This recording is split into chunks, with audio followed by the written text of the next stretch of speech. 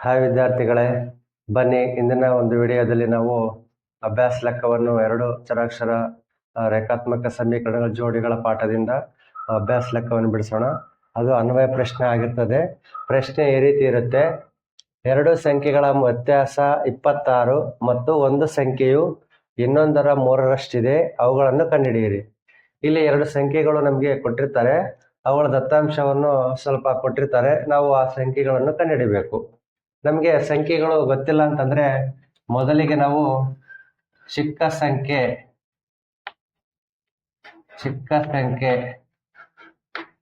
x ಆಗಿರಲಿ, ಚಿಕ್ಕ ಸಂಖ್ಯೆ x ಆಗಿರಲಿ, ಅದೇ ರೀತಿ ದೊಡ್ಡ ಸಂಖ್ಯೆ y ಆಗಿರಲಿ.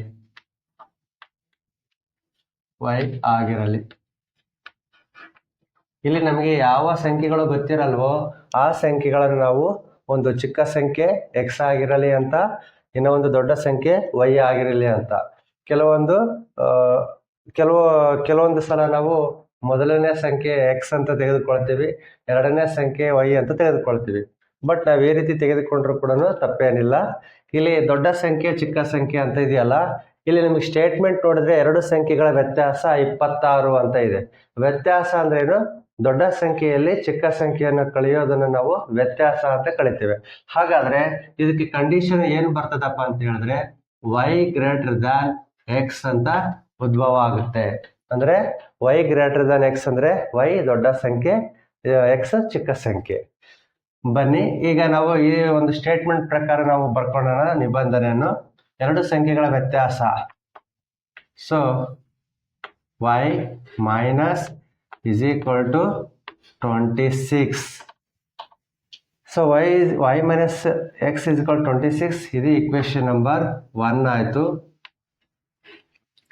ಅದೇ ರೀತಿಯಲ್ಲಿ ಇನ್ನೂ ಒಂದು ಸ್ಟೇಟ್ಮೆಂಟ್, ಒಂದು ಸಂಖ್ಯೆಯು ಇನ್ನೊಂದರ 3ರಷ್ಟಿದೆ ಅಂತಂದ್ರೆ ದೊಡ್ಡ ಸಂಖ್ಯೆ y is equal to ಇನ್ನೊಂದು ಸಂಖ್ಯೆ ಯಾವುದು x, ಅದರ 3ರಷ್ಟು ಅಂದ್ರೆ 3x. So equation number 2. 1 ಮತ್ತು 2ರಿಂದ ಏನಾಗುತ್ತೆ ನೋಡಿ. ಒಂದು ಈಕ್ವೇಶನ್ 1 ಮತ್ತು 2ರಿಂದ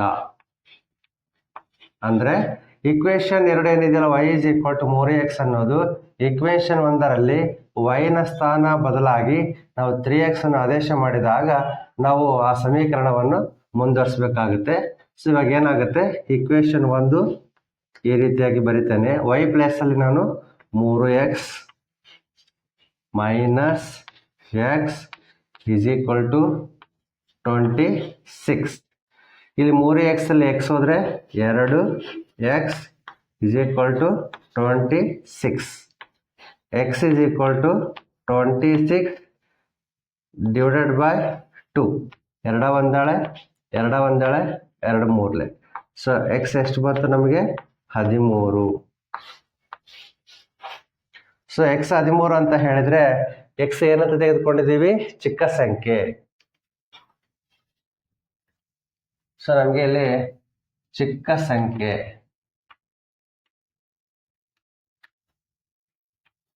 is equal to x is equal to 13 ಆಗಿರ್ತದೆ. ಅದೇ ರೀತಿ ನಾವು ದೊಡ್ಡ ಸಂಖ್ಯೆಯನ್ನು ಸಹಿತ ಕಂಡುಹಿಡಬೇಕಲ್ವಾ? ಹಾಗಾದ್ರೆ ಎರಡನೇ ಈಕ್ವೇಶನ್ ಏನಿದೆಯಲ್ಲ ಅದನ್ನು ತೆಗೆದುಕೊಳ್ಳಿ, equation 2. So y is equal to 3 into x. 3 ಅಂದ್ರೆ 3 ಬರ್ದೇನೆ, x ಬದಲಾಗಿ ನಾವು 13 ಬರ್ಕೊಳ್ಬೇಕು. ಸೊ 3 into 13 ಅಂದ್ರೆ 13 ಮೂರ್ಲೆ 39 y. ಸೊ ಇದು y ಬೆಲೆಯಾಗಿದೆ. ಸೊ y ಅಂದ್ರೆ ಏನಿದು? ದೊಡ್ಡ ಸಂಖ್ಯೆ.